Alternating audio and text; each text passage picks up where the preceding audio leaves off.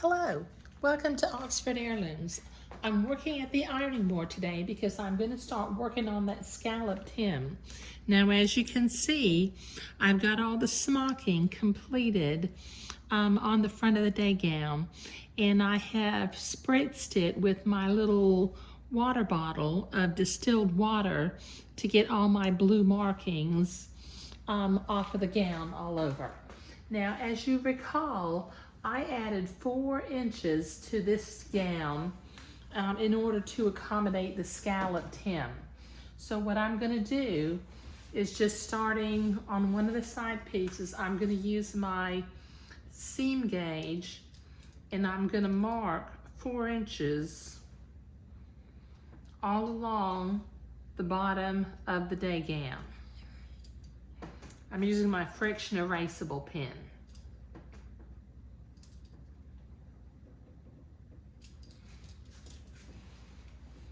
Okay, so let me continue to mark going around the day gown.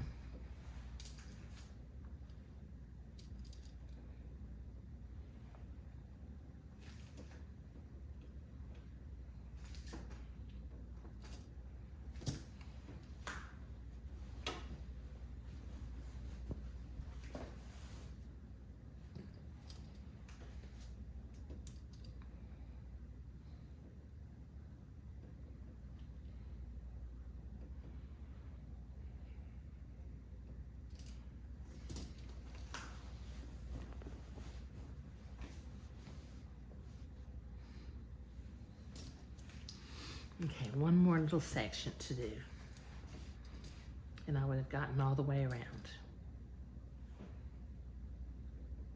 Okay, all right, now I've got my silk pins out here with me, and the gown is currently right side out, and I'm gonna fold up the hem of the gown to that 4-inch mark, and I'm gonna begin to pin it into place.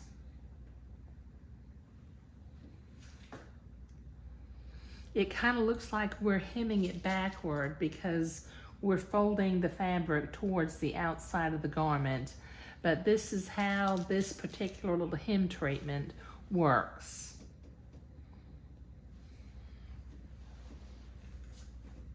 Okay, this will take me a minute to get this hemmed all the way, or pinned all the way around. Okay, I've got that pinned all the way along the bottom of the garment. Now what I'm going to do is I'm going to line up the 2 side seams, and then I'm going to make a mark at the center bottom of the fold with my friction erasable pen. I'm going to make a mark at each of the 2 little seams. Okay. And then I'm going to fold it in half, mark it in the center, and then from the other side seam, I'll fold it in half and mark it in the center. And then I'm going to follow sort of these same steps on the back. I'm going to line, well, I don't need to line up the 2 back seams, because I got a rear middle seam. Okay, so I'm going to line up the side seam with the back middle seam and make a mark on the bottom fold of the garment. Line up the other side seam with the middle back of the garment and make a little mark. Okay. All right, now here's where it gets to be a little bit fun. Okay, now I've got evenly spaced areas in between my little markings. Now what I have here is I have a 6-inch bread and butter plate from my grandmother's china. If you've never quite figured out what to do with all those assorted sizes of dishes that came with your grandmother's china, using them for little templates works out real well. So I'm going to line up the plate in between the 2 markings from the side seam to the center of the one side of the back, I'm gonna line up the center back and make an arc. Just draw an arc with that friction erasable pen. And I'm gonna continue to do this all along the bottom of the garment.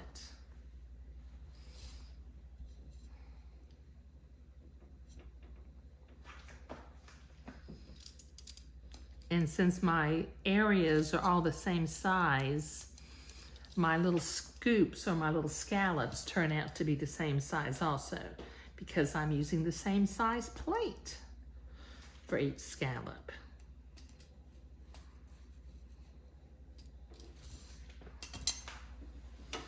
Okay, now start working on the front.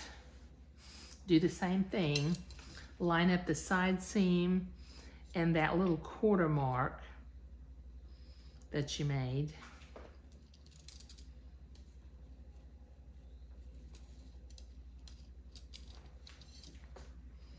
In the center mark with the quarter mark.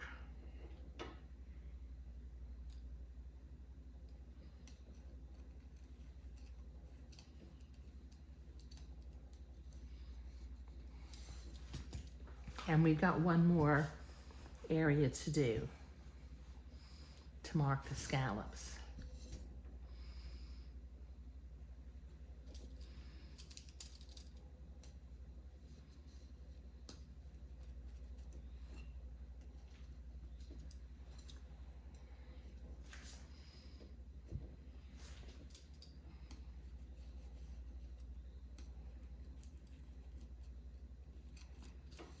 Okay, move my little plate out of the way.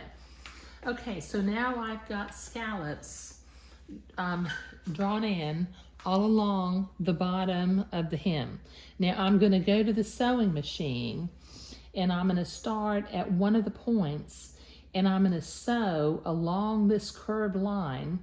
And when I get up to the next point, I'll leave my needle inserted in the fabric, I'll pivot and then sew down the next scoop.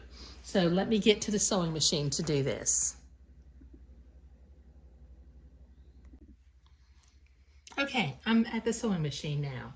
Now, just for the sake of having a place to start, I'm gonna start at the center back near the top of the scoop. Okay, let me see if I can zoom in a little bit. That might be a little bit better. Now what I'll do is I've got my sewing machine set for just a plain straight stitch, and I'm going to slowly and carefully follow my scooped curved lines from point to point.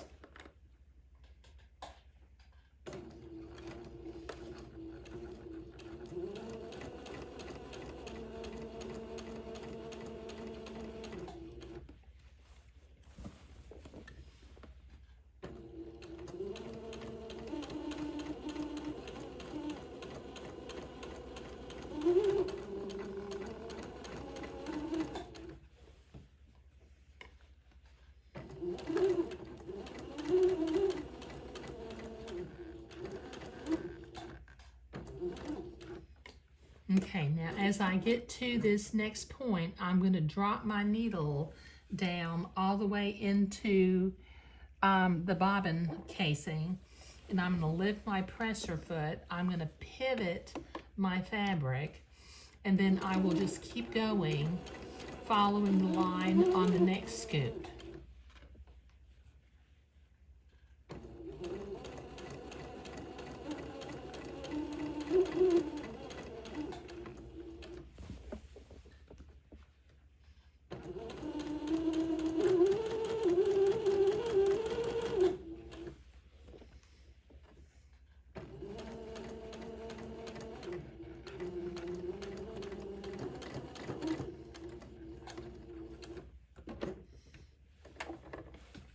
Okay, pivot again, just drop the needle all the way down in and continue to follow the scoop all the way around the bottom of the hem. Okay, so I need to get all the way around the bottom of this hem, so this will take me a couple of minutes, so I'll be right back. Okay, I'm on my last scoop, so I'll follow the line back to where I started.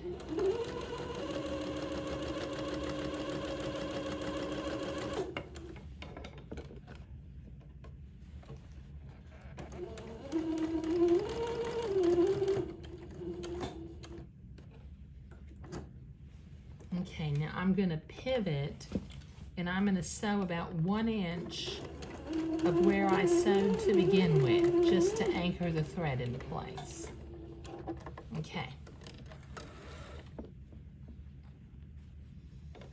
Clip my threads.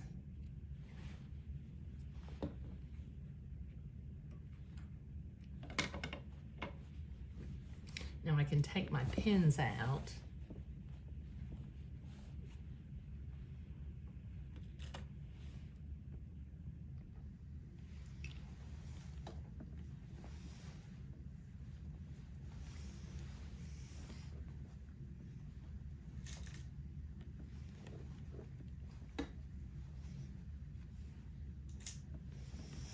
I think that's all of it. Okay, now using my fabric cutting scissors from the folded side of the fabric, I'm going to cut out a little arc that when I unfold it, it will be sort of the shape of an eyeball. Now I'm not cutting from the raw edge side, I'm cutting from the bottom folded edge, and just cut about 1/4 of an inch away from the line that you just sewed on.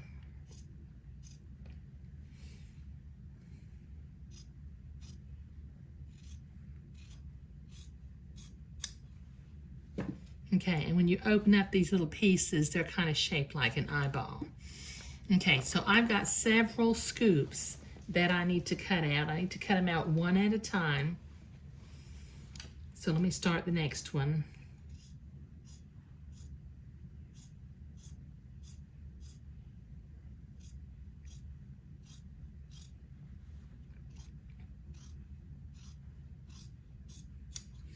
And once again, it's sort of shaped like an eyeball. Okay, so this will take me a few minutes to get all of these scoops cut out. Okay, so I'm left with a series of scoops. Now what I need to be able to do is I need to be able to turn this fabric, but in order to turn these curved lines, they need to be able to flare out after I turn them. So I'm going to use my embroidery scissors, and about every 3/8 of an inch or 1/2 inch, I'm going to cut a little notch up to my sewing line without actually cutting my sewing line.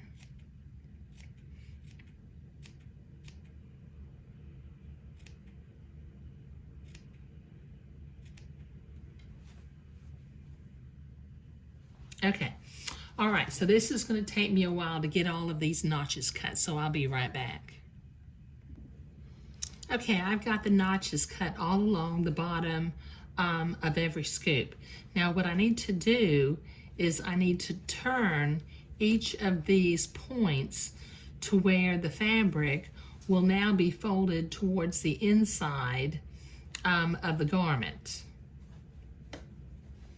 Just turn each one. Use your fingernail. I'm actually going to use my little I call it my elastic grabber, but I think it's actually a loop turner, somebody told me. It's amazing what you learn on YouTube, huh? Because somebody left me a comment and said, I think that your elastic grabber is actually a loop turner. Okay, so this is my elastic grabber. I like to use it because it has a dull edge and I can push each of my points to get it as sharp as possible without potentially piercing my fabric. That's 2. That's 3. That's 4.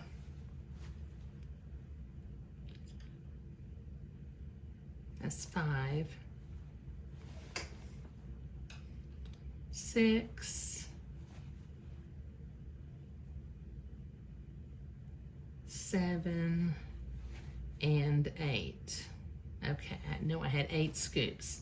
Okay, so next thing I'm going to do is I'm going to go to my ironing board and I'm going to press this seam so that the scoops look like they're falling down at the bottom of the dress. But this will take me a minute at the ironing board. Okay, so I'm back at the ironing board and I have pressed all of my points down towards the bottom of the dress.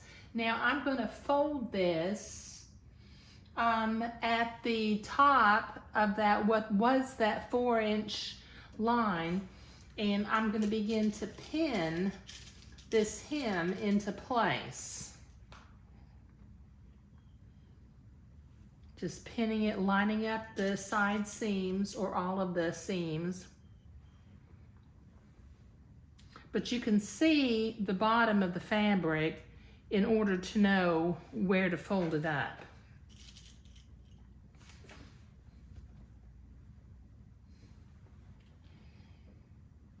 And like I said, just line up the seams.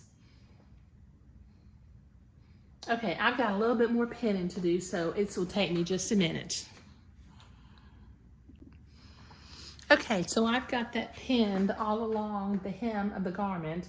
Now I'm going to whip stitch because that's what I do, but using whatever is your favorite hemming stitch, be it a blind stitch or a whip stitch, or maybe you've got something else that you do, we need to hem along each of the 8 scoops along the bottom of the dress. So this will take me a hot minute to get all of this hand sewn on.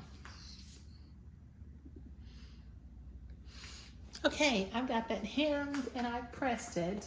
And as you can see, it makes for just a lovely detail the way the triple layer of fabric creates a shadow effect with the single layer of fabric. Okay, so what we were doing in this video was preparing the scalloped hem and sewing it. And in the next video, which will be the last video, we'll be doing some little hand embroidery detail at the tops of each one of the little scallops. Okay, if you've seen some of my other projects, I've done this hem detail before, and it always turns out real pretty. Okay, all right, so like I said, in this video, what we were doing was creating the scalloped hem and hemming the gown. Thank you.